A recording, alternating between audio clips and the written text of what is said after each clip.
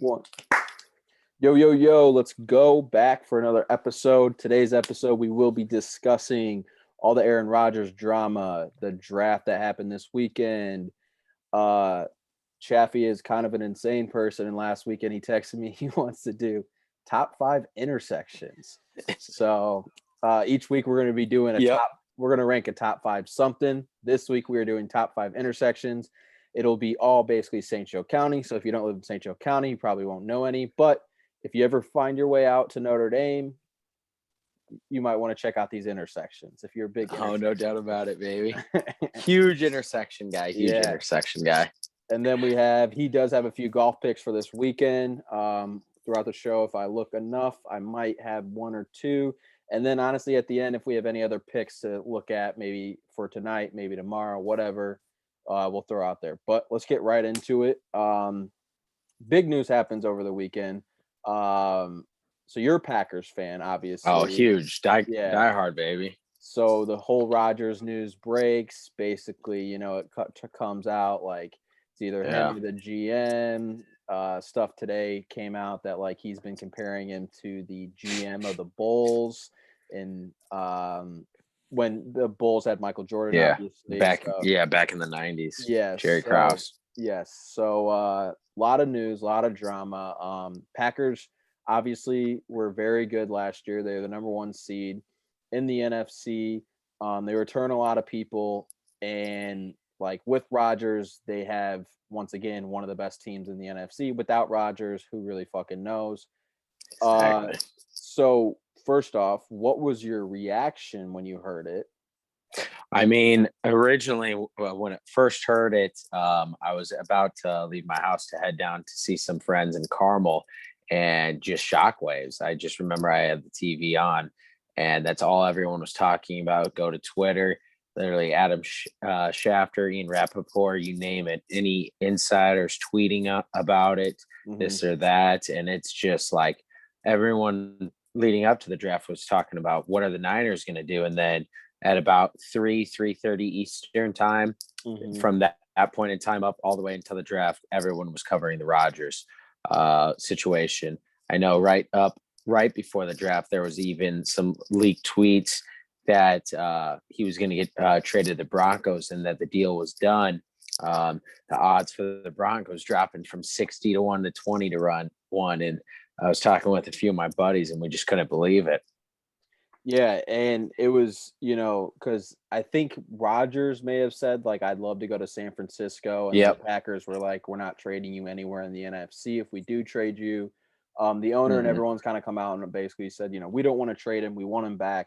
So if they do trade him, which who really knows right now, there's a few possibilities. It seems like if they don't get rid of the GM and they don't trade him, like he has said, I will retire and just go to Jeopardy.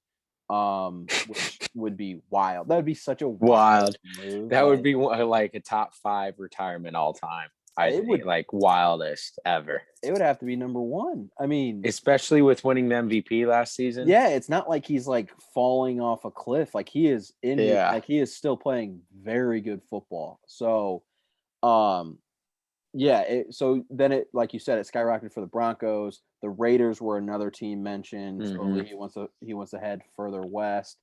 It's all just crazy. And then he shows up to the Derby with all the people were former Packers players or still play for the Packers. And, it kind of was like one of those things where like the more stuff came out, it's almost like inside, how did you not see this coming? Yeah, even the Davante Adams tweet, and he favorites Davante Adams tweet saying something like about appreciating something while you have it. Yes. And so like, the whole, it came out with like I think, so the Bears, we'll get into the draft a little bit, but the Bears drafted Justin Fields. They called Andy Dalton before they drafted him. Yes. And then the the Buccaneers drafted a quarterback, Kyle Trask. They called Tom Brady before it happened. Like most of these Vikings, even with Kellen Mond, and I even saw today that the Vikings, if Fields had dropped to 14, were going to draft Fields if he was there. So, Jimmy Garoppolo, of course, knew.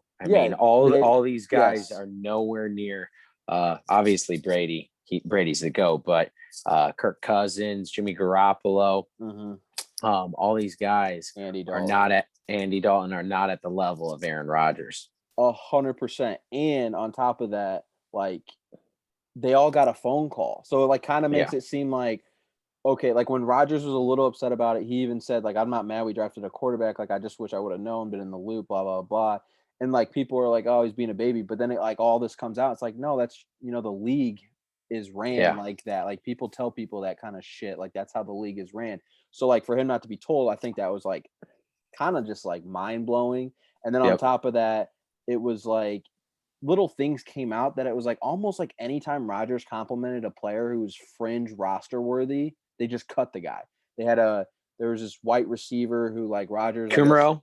yes, he had a huge connection during camp and Yeah. whatnot, loved him. He was talking to him in the media like, this is a guy I'm going to throw to a lot this year. The next day he gets cut. Like Yep. Bruce Arians has said multiple times, like if Tom Brady wants someone on the field, it does not matter. That guy's going to get on the field. I mean, we can act like he's not. He is.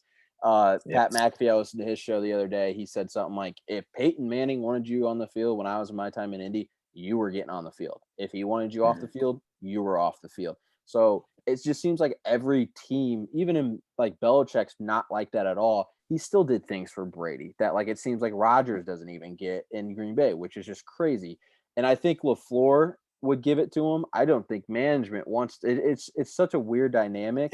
Such a And weird dynamic. yeah, and like I don't know, like I don't know. It's so weird because it's like, do you get rid of your GM or do you? And what's so Because then funny the is, precedent that sets yeah, could be, yeah. that's what I'm saying. If you get rid of your GM, then it's like, damn, like you just said, This, you're yeah, setting a exactly. precedent. Kind of Oh, what we're like talking through it though. It's like in a way for me when this stuff came out, it felt like deja vu. Like I remember back in second or third grade when felt like for every off season, it's like, is Favre going to be back yeah, this year? And I just yeah, remember the 1 year they didn't bring him back, and they're like, he's done as a Packer. Me and my older brother were so upset that we wrote a letter to, I believe, Ted Thompson, I believe was the GM at the time. Strongly worded letters voicing how frustrated we were. And I mean, there for a few years, I couldn't call myself a Packers fan because I grew up and I love Favre. And in a way, it feels like deja vu over again. People compare it to that, but I don't really think it's comparable because Aaron Rodgers was arguably supposed to be the number one pick in that draft the year he came out, and he fell to the Packers there at 24, I believe. right. Whereas with the draft last year, where the Packers drafted Love, where they traded up, Love by some scouts and the Daniel Jeremiahs of the world, the Mel Kiper, some of them had him as a second rounder, not even going in that first round. So the fact that they traded up to take him, and then also Rodgers, if you can recall when they drafted Rodgers way back, Favre, they weren't coming off a Favre MVP season where they had were in that Super Bowl contention. Where, I mean, honestly, this past year I thought the Packers were going to win it all. Rodgers is coming off an MVP season, or came the year prior. He came off 13-3 season, I believe, or 12-4 going into this MVP season he had, and they had lost in the NFC Championship. Where they got clobbered out there in San Fran, if you remember that. So in a lot of ways, I don't see that they're identical, but it does feel like deja vu. I do think, though, that this situation needs to be handled differently. But also, in terms of difference, like Rodgers got to sit for like what 3 or 4 years. Like, yes, Love is going to be in his second year, and it's like you said, like. I mean, there's always those videos of like Rodgers falling and staying in the draft room, and like, yeah, what I mean, like that wasn't, like you said, that was not the case for Love. Like Love, no, they traded up to get him. Yeah, like honestly, if the Packers don't take him, I bet there's a very strong like possibility that he does not go in the first round at all. He might have, who knows? But like, so like, it's kind of insane. And I do agree with you. You know, we'll never know the ins and outs of it, but like, it seemed like Rodgers was upset that it got out. It seemed like Rodgers has been upset for a while, and now that it just came out, he's like, "Well, who's the snitch in the room? Like, I thought we were going to handle this, by ourselves and whatnot." Now, who knows who could be telling the truth? But it sounds like he said to them, like, look, if you stay with the GM and you don't trade me, I already told Jeopardy I'd come host right now, so I'm not coming back. What do you think's going to happen? Speaking Yeah. to the, Ooh, you know what? I feel like for how much backlash the Packers have gotten, they are going to fire the GM. you think they're going to fire him? I think Okay. in a non-social media age, they trade Rodgers. I Mm-hmm. think in a social media age now, where everything has come out, all this stuff has come out, stories have come out. I'm sure more stories will come out, especially if they trade Rodgers. They will get so much flack that it will just be unbearable for their front office to deal with, honestly. And on top of that, like if Rodgers goes to Las Vegas, he goes to Mm-hmm. Denver, and they go to a Super Bowl, like they don't have to win it, just going to a Super Bowl. Like the Packers are gonna sit there, and if the Packers don't go to the playoffs or something, they're gonna sit there with so much regret. So I feel like with the new player movement, The only thing with that though is if you're Rodgers, why would you want to be traded to the Raiders or the Broncos? You're in the same division as Patrick Mahomes, for and I don't sure, really think, arguably, there's a better situation for him to win now than that in Green Bay, besides San Francisco. And with San Francisco yes. doing what they did, I believe that destination's off the board. Well, I think Kyle Shanahan and John Lynch would trade for Rodgers if the Packers would Yes, allow it. I don't think the Packers have any desire at all to trade him to the Niners. So would I agree. agree with you. I Yep. agree with you on that. Like you're playing Mahomes twice, but like I got to be honest, I don't think Rodgers cares. That's a good point. He Like does have that kind of personality I about him. think he thinks, and like who knows? I feel like he likes a Gruden. Like he kind of likes like that guy who's going to give it to him, who's Mm-hmm. going to have a crazy different playbook and whatnot. I think he thinks like, look, you give me a great offensive line, a few running backs. I've shown in Green Bay. I mean, I have had Devontae Adams, but other than that, I can throw to whoever I want, and I can get the ball Mm-hmm. out, and we can roll. You put me with John Gruden, like we could be very, very good. So Mm-hmm. I think that's his mindset. That's why I think he's like Green Bay or Denver. And, it probably came back to him like, we're not trading you anywhere in the NFC. So he's like, all right, I got to come back with AFC teams.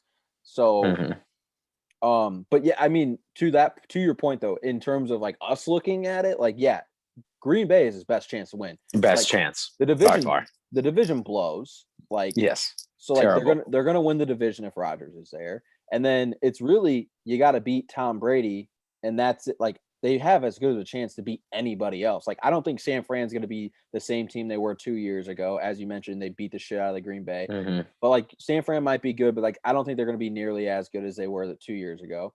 And then the Saints aren't going to be as good. Like all these different teams, it's just Tampa Bay and Green Bay, And really. and and I put the Los Angeles Rams in that Yeah. conversation. I think Matt Stafford is honestly, numbers wise, he's a Hall of Fame quarterback. He's just always been on crappy teams. Yeah. But in my opinion, it's Packers with Rodgers and the Buccaneers. Yeah. But kind of to your point, I definitely agree with you.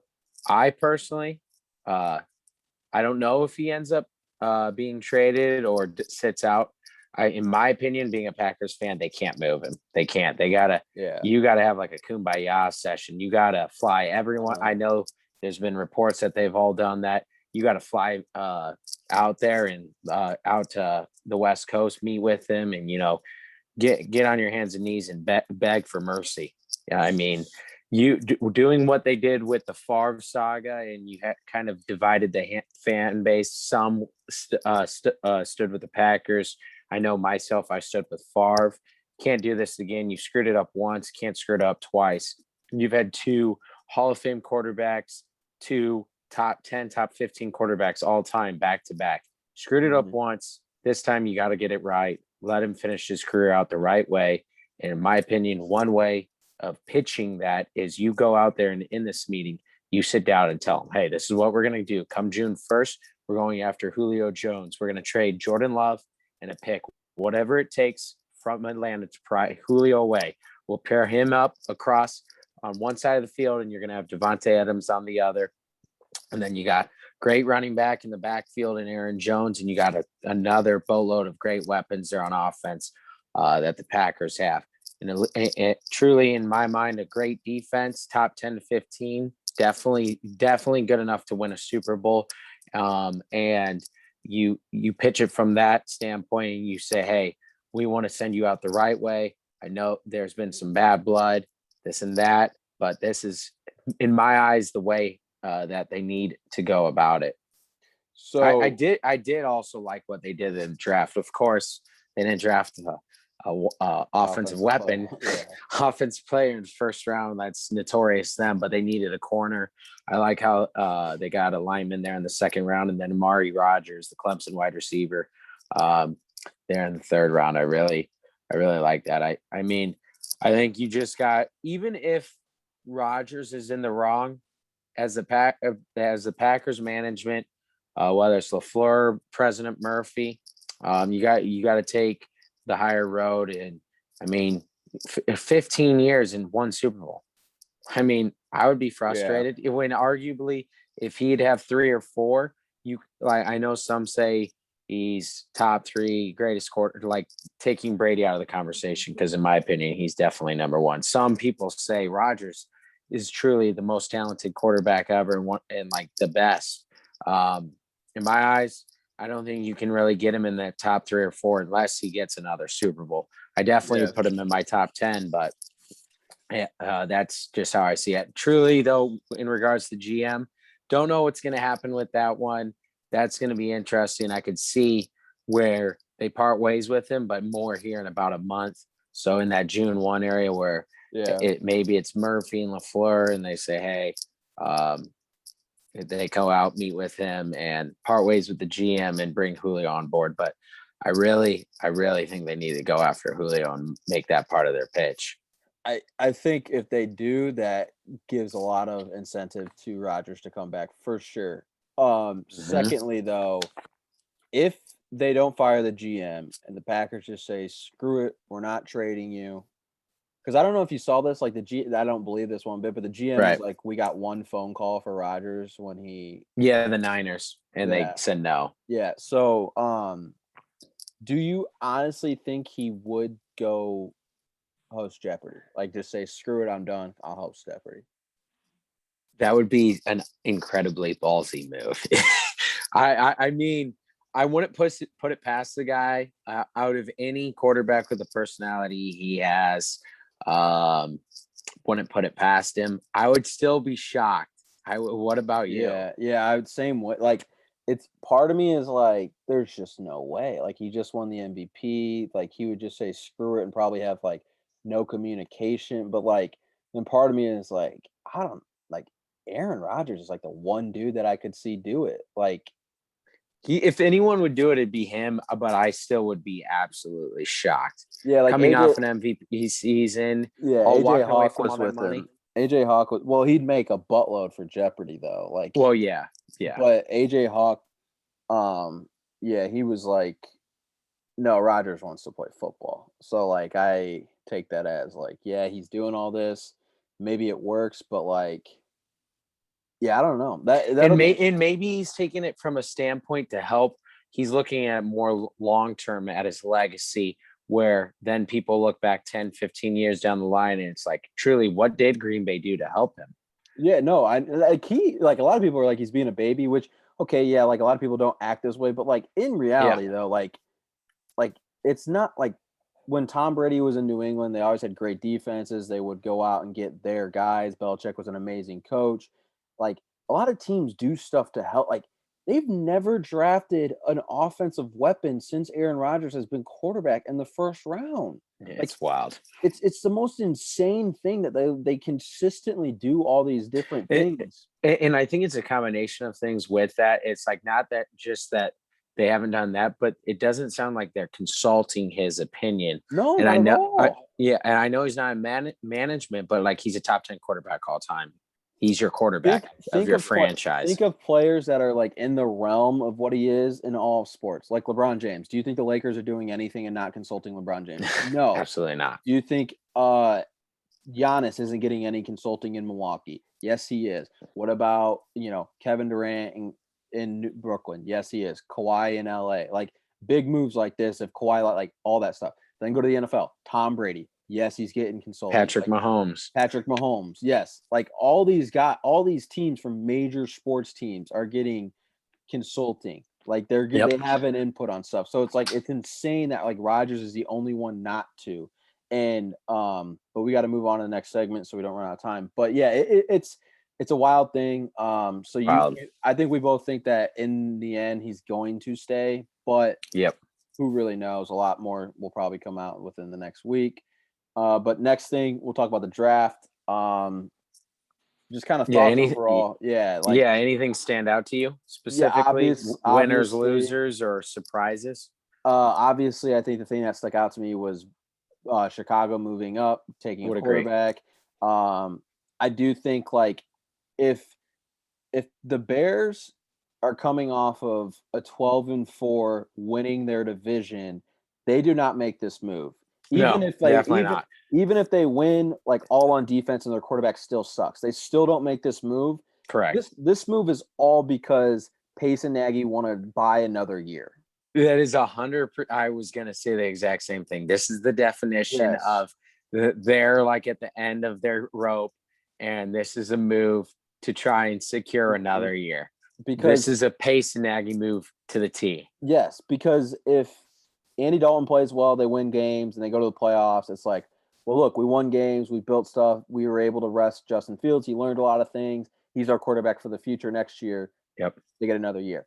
If Andy Dalton plays like shit and they start like 1-5 and Justin Fields comes in, even if they don't make the playoffs and Justin Fields looks good, he looks like he's ready to go, they get another year because then it's a process. Exactly. And you're not going to change regimes in the middle of that. Right. Especially if he's your franchise quarterback. The only way it would, I think, go south is if like they're 2-4, they bring Justin Fields in and he looks like not that great. Would agree. Because then ownership and whatnot will blame it on the scheme. They won't blame it on, Justin Fields being bad. He's their franchise guy now. They'll blame it on the scheme. So yeah, I thought that stuck out to me. I kind of thought it was wild. Like a lot of people were like, I thought the Eagles made a very good first round pick, but like I said on the show, I think Devontae Smith goes top 10, but like in reality, if they don't trade up, like no one was going to take him ahead of him. Like I didn't understand. Maybe the Giants. I think the Giants had 11. Yeah, but the Giants, no, because they were willing to trade with the Bears. That's true. That's true because they moved back to 20. And the Bears were going to take Justin Fields. It wasn't like if Devontae Smith was there, the Bears were moving up to take. They were taking Justin Fields no matter what. So like I didn't really understand that one. And then the Bengals took Jamar Chase, which is like good addition. Jamar Chase, Joe Burrow being put back together, and it was like one of those things though where it's like at some point they really have to hit their line home. I know you can go in the second, third round, do all that stuff, but like Joe Burrow was hit the most in the league. Like Jamar Chase and him can look great, but it's like he needs time. You don't want to get your franchise quarterback killed again. So that was another one that like I like the pick, but like it's like I think you probably should have went Sewell. From Oregon.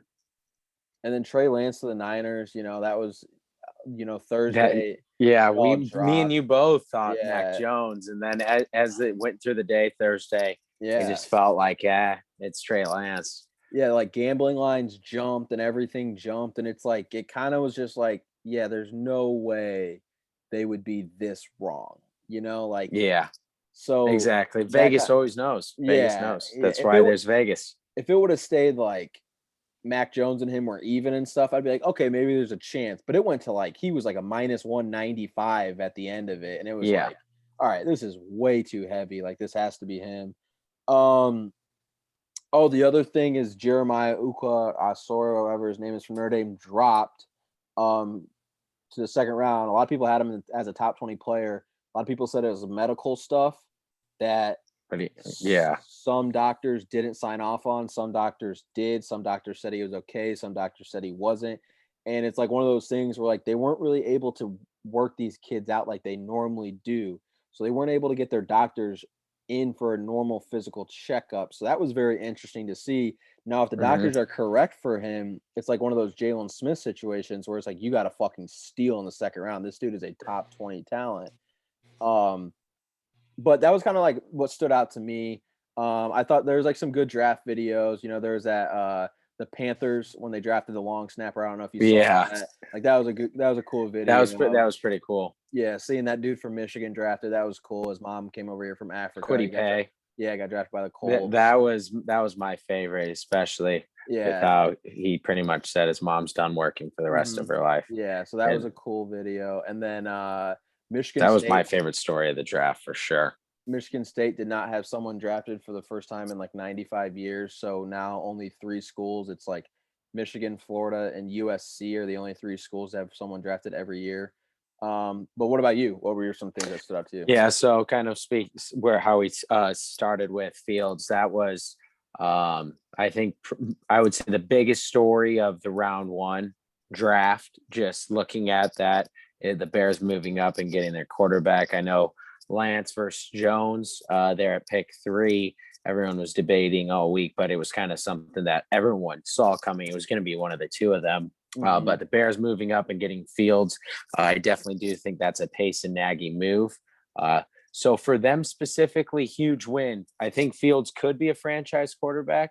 We'll have to wait and see on that one. But overall, that big win for Pace and Nagy. But looking at kind of the top 10, how it played out to the Cowboys, I actually thought for once we were going to the Cowboys were going to get a corner. But then when Carolina at 8 took JC Horn, and then Broncos at 9 take Certain, that the people in the Cowboys draft room, Jerry Jones, had to be like, oh my God, what are we going to do? And then I think that was where they realized, okay, we can potentially move back at a pick. And they swapped there with the Eagles. Probably still got the guy that they were going to take there at 10 with Micah Parsons. For sure. Which great player. They're definitely, it would have been huge. I thought Certain was for sure going to be a Cowboy, but the Broncos taking him there at 9, which that in my opinion was the biggest kind of surprise there in that top 10 was Cowboys not getting a corner. And then of course Fields going there at 11. But then other takeaways, nothing really any surprising picks there. Obviously had 2 running backs go in the first round with Najee Harris, big for the Steelers. They needed that. And then ETN, I believe is how you pronounce the Clemson's running back. I like that pick. But kind of my overall winners per se is I really like what the Dolphins did. Getting the edge rusher with their second pick, first round pick, as well as Waddle, which I saw that they had Waddle first overall on all out of all their wide receivers. So them moving back from 3 originally about a month and a half ago to that 6 and adding more picks and still getting their top wide receiver target. I thought they did really well. But at the end of the day there with the Dolphins, it's going to be depending on how good Tua is. They can build that whole team around him. But if he's not the guy, nothing else matters. So I really like what the Dolphins did. I think the Dolphins are in a different position because I think they have a good defense. I think they are now adding good skilled positions. And I think it's a destination that a quarterback would want to go to. Maybe Rodgers. Yeah, but so I'm saying like if Tua doesn't pan out, I think they are in a better situation than majority of teams. Could potentially get a free maybe Rodgers after a year or someone else. Like I like the Panthers. I think if Darnold blows, I think they have to build in the draft. Like I don't think a lot of free agents are gonna, but I think Miami has something going for them that I think free agent they can sell a free agent on. Yeah, and absolutely. Brian Flores is a great coach, so I think that's another. Yep. I do like the one quarterback situation that I'm the least confident in is Zach Wilson out of the 5 guys that went in the first round. But I do like what they did with the rest of their picks, their next couple picks, getting Vera Tucker, their interior offensive lineman from USC, and then getting Elijah Moore there at the top of the second round. So not only did they get their franchise quarterback, but then they're trying to build around him and build him an offense that he can be successful with. So I really like the Jets. And then the other team is the Chargers. Again, an offensive lineman there. Slater falling to them at 13. I think potentially he could end up being the best offensive lineman in this draft. I know there's Sewell that went ahead of him, but really like Slater. He's going to be a starter there for the next decade. And then getting a corner there in the second round, Asante Samuel Jr., I really thought that was a really nice second pick for them, where he potentially was going to be a late first round pick. So those pretty much are my biggest winners: Dolphins, Chargers, Jets. And then any team that gets their franchise quarterback in round one, if it ends up panning out, looking back on it 5 years from now, those obviously are going to be the biggest winners. But I think me and you are in unison in the fact that the biggest surprise, and obviously we've talked about the reasoning behind it, is the Bears moving up and getting Fields. Mm-hmm. Yeah, and then point out Zach Wilson's mom is a smoke, so good for him. His girlfriend's a smoke too. I think that was like no one talked about that, and she was sitting there looking like a dime. So like, shout out her too. But yeah, I agree with all those points. I do think I didn't mention, but like I think the Pats, man, like Mac Jones is going to a perfect situation. Like perfect situation. Like he's not going to play year one, and I don't think anyone wants him to / expects him to. And like you let Cam do his thing. Like you let Cam, if Cam's good, perfect. If Cam's average or bad, it doesn't really matter. Like they're still going to be good because their defense is going to be very good this year. And they added so many weapons on offense, and they all signed a multi-year deal. So like Mac Jones is sitting there like Cam's on a 1-year deal. These guys are all coming back. I'm going to practice with them for a year already. We're going to come back, and in 2 years, the Pats are going to be looking great. And Mac Jones is, going to have a chip on his shoulder for dropping to 15. I know people are like, "Oh, he dropped to 15. It could be way worse." It could, but like a lot of people basically said you're guaranteed number 3 pick. So like, yeah, that does, so you're the 5th quarterback drafted when everyone told you you're going to be the 3rd. So I think that's a good situation for them / Mac Jones. But yeah, it'll be interesting for a lot of these things because, like, I don't know, maybe it's because I followed the draft more closely this year, but like it just felt like a lot of teams thought that they were getting their franchise quarterback this year. So it's like, in reality, like only 2 pan out from a draft, maybe 3, and I mean for sure not 5. So like one of them's at least going to be a bust. It's like which one is it going to be? I like you said, I agree with you. I think Zach, like everyone's so high on Zach Wilson. I think he has the easiest chance to fail just because I think the Jets are a terribly ran organization and they're not that good. And then Justin Fields, it's like, those got to be the 2 favorites in the clubhouse right now too. That are going to be the bust out of the. If I had to pick 2 right now, those are the 2 that I'd pick. Because Trey Lance is going to go. He might even sit for a year, which that's not the worst thing for him either, because he didn't really play that much in college. So, Justin Fields, everyone's all high on him, and like he was a great quarterback, but it's like you're going to play for Matt Nagy. Like, say what you want, but like he does not. Like quarterbacks have been horrendous for him. Exactly. So, like Nick Foles, I'm not saying Nick Foles was God and whatnot, but like. Was not that bad, and then he goes to Chicago and he looks like he can't even throw a football. So like something's wrong there, So it'll be interesting. Like I said, it's a lot of eggs are in a baskets this year, and it's like big time teams because it's like the San Francisco 49ers, the New York Jets, the Chicago Bears. You're talking about 3 of the most storied programs in the NFL. The Pats too. So like exactly. Jacksonville's Jacksonville. They blow. Who knows about them? But like they got Trevor Lawrence, maybe the most surefire quarterback in a while. But like the other 4 teams are historically like well known, very well ran franchises, and they're putting all their eggs in like a lot of these baskets of these quarterbacks. So it's gonna be interesting. I'm excited because like, it'll be exciting next year to see what quarterbacks go where, what quarterbacks do what. So I agree. All right. You ready for this? Yeah. Moving on to top 5 intersections. We get clarify the rules, like you said. St. Joe County and my 5, they aren't all stoplights. Some could be a 3-way. It at least has to be a 3-way stop. Okay. Or it could be 4-way, could be roundabout, light, you name it. So do you want me to kick it off or you want to go? Okay. I'm gonna go. You go first, but mine are not gonna be ranked. They're just gonna. I'm gonna give you 5. You're gonna okay. I'm gonna go 5 to 1. I gotta rank them, and I'm gonna mention prior to the 5 couple other things about my top 5 intersections. So one thing,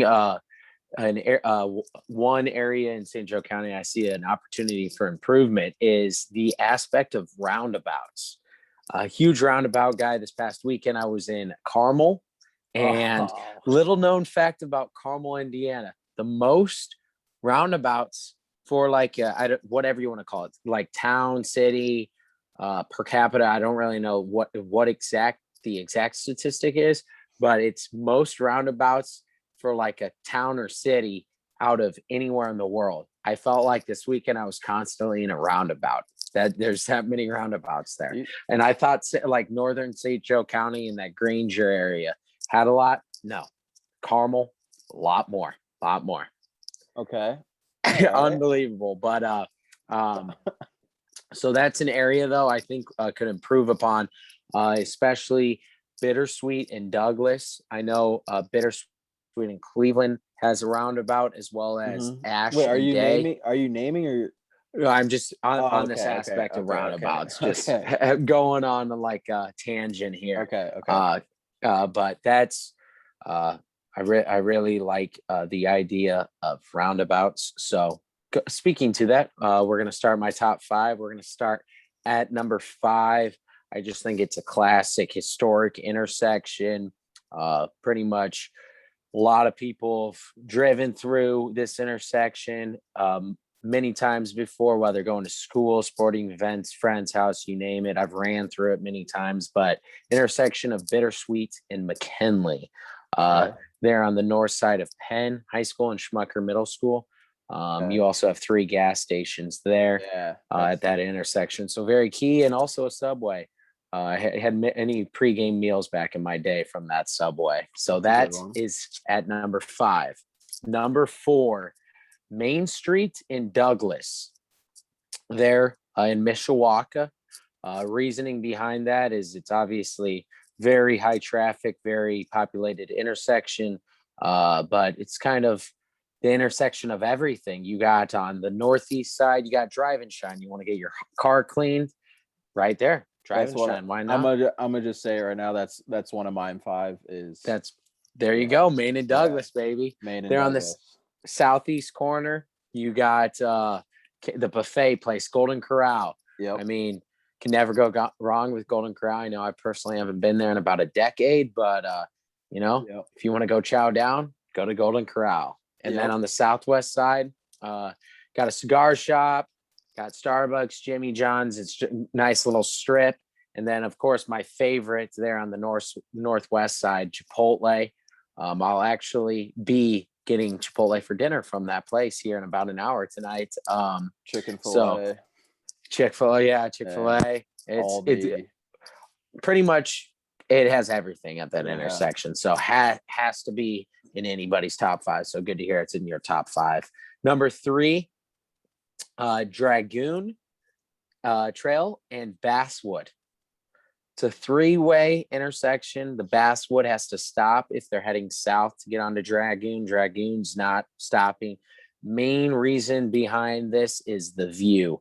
Anytime from the springtime, so around now through what is fall. This by? It is in between. So you got Beach Road that heads south of the tracks from Lincoln Way, and you have Blackberry that heads south. It's Elder and Blackberry.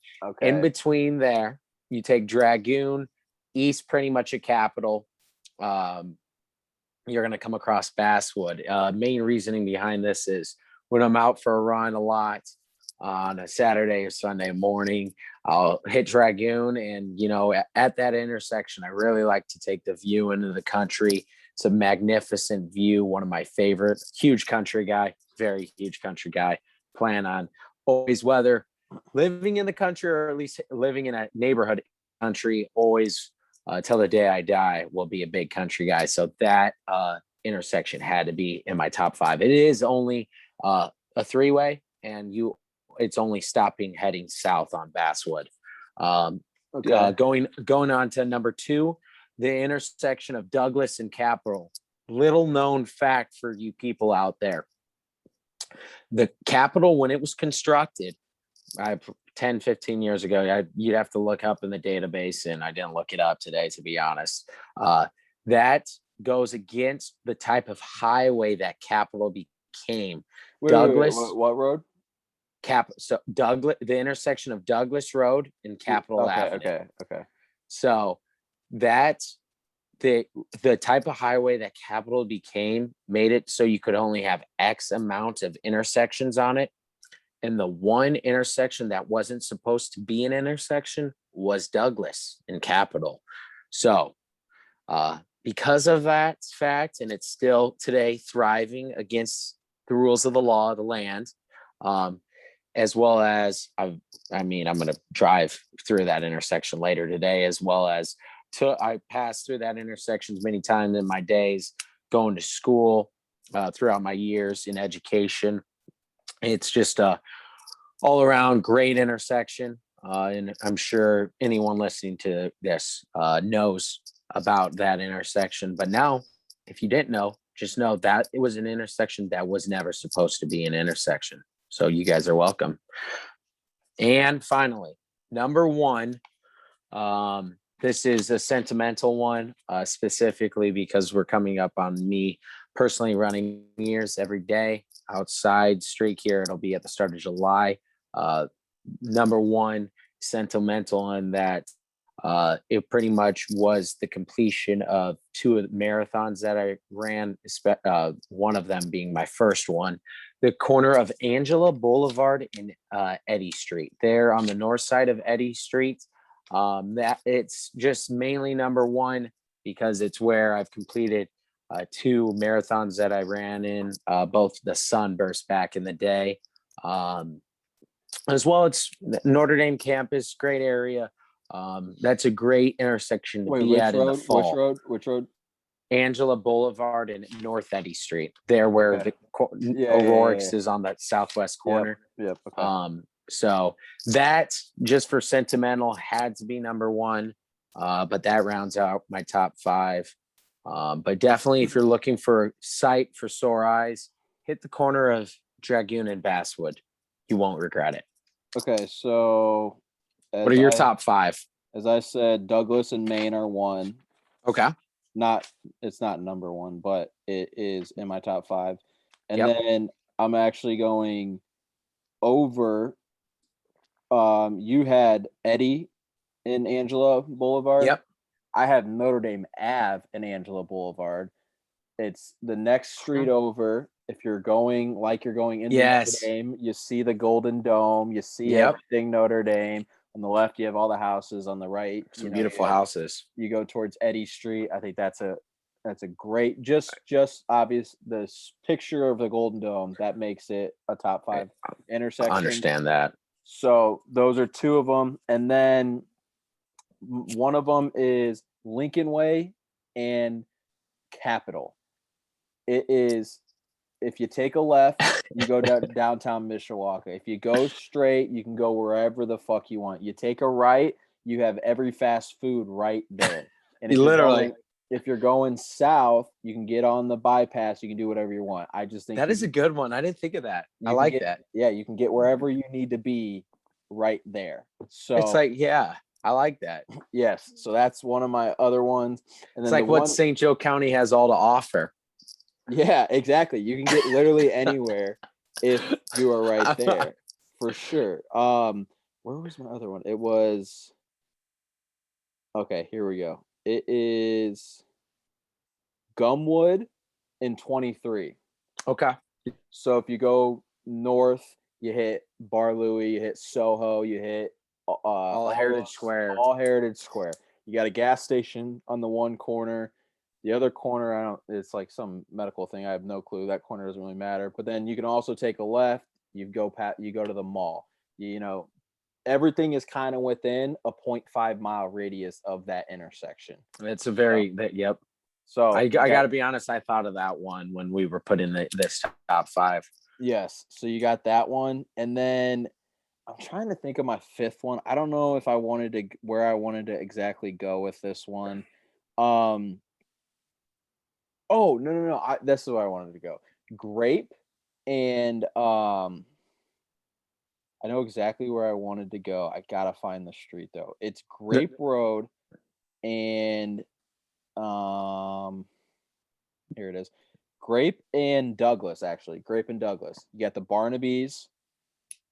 No, right? That would be a little.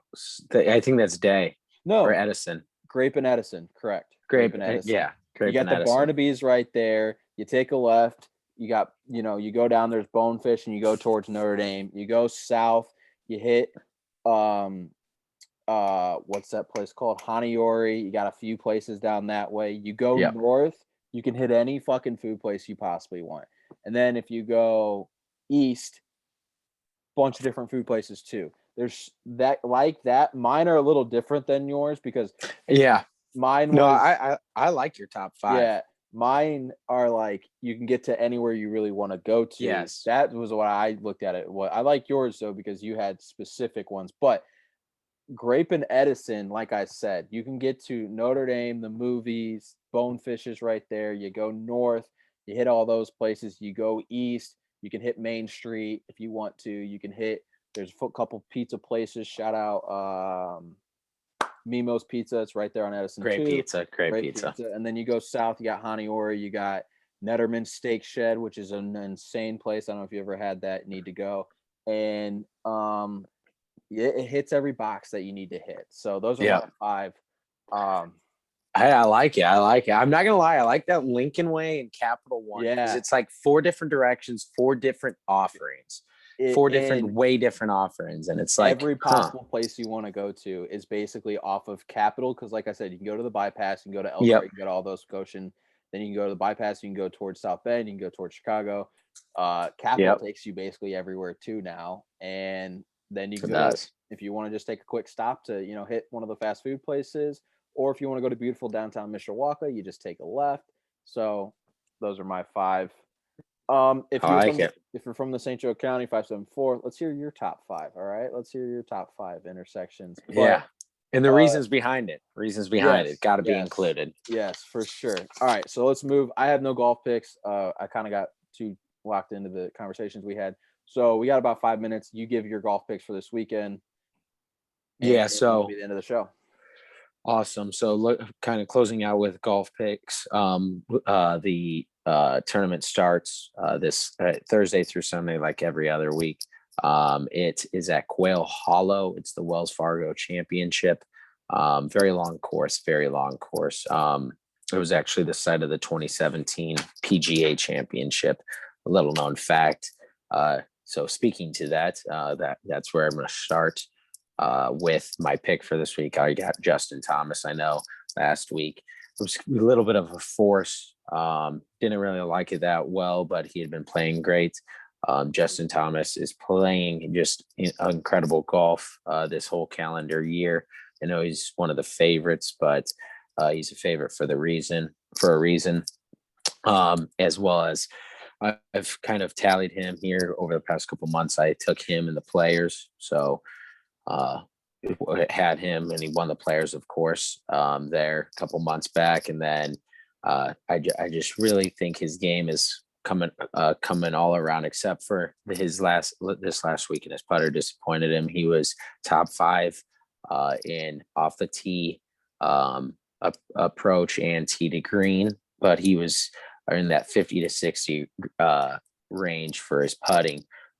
One just wild stat is he had as many eagles last week as he did putts made outside of 10 feet. So he had 3 eagles and only 3 putts made outside of 10 feet, which is just a mind-boggling stat for you golf fanatics out there. So I'm not even a fanatic, and that's it's unbelievable.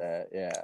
So I think his putter comes back, reversion to the mean this week, and I think he will be in it. He's played well at that course before, of course. Hasn't won this tournament, but Quail Hollow, site of Justin Thomas's one and only major. One other person that to consider. Just got a one player card this week, but Rory Mcilroy. Oh, JT's at 11-1 for those wondering out there on FanDuel. But one other person I'd consider if you don't want to go down JT path is Rory Mcilroy, both on DK and FanDuel at 17-1. He's won the event twice before, won in going away fashion one time, and this of course it perfectly suits him well. But if his game is not where it historically has been at in recent memory, so definitely hit or miss on Rory this week. But if you hit, it's definitely a number you can get way. It's a way higher number than you usually would get on Rory. So if you want to jump on Rory and believe he's going to turn it around this weekend, potentially is the weekend for that. But just in review, I think JT, I think this is truly his year to have he's already broken onto the scene, but I think he's going to end up being the player of the year. And I think this is a week where he's going to add to his win total. But speaking to that, kind of looking forward here in about a week or two, we're on our show, we're going to talk through the PGA Championship here coming up in 2 weeks is at Kiowa down in the Carolinas, right on the Atlantic. And that's going to be a very fun weekend for golf. And it's going to be interesting to see who wins that. I do have a little sneak peek on that. Already someone who I believe is going to win. You'll have to check out the show that week to see who I will be picking for that. But just a hint, it will be a first-time major winner. Major winner there at the PGA at Kiowa. So that wraps it up for golf picks and golf analysis for this week. Yeah, so that wraps it up for this week. Then I will tweet his golf pick also, and then next week we'll be back. If you guys have any suggestions on top 5 things we should talk about, we will talk about anything. Obviously, we did last week. We did the college football helmets. This week we did top 5 intersections in St. Joe County. Next week, who knows? We will do anything. So if you have any ideas for that, just tweet at us, comment on it. Yep. And like I said, his golf pick will be tweeted also, and we'll be back next week. Dragoon and Basswood, baby. Dragoon and Basswood.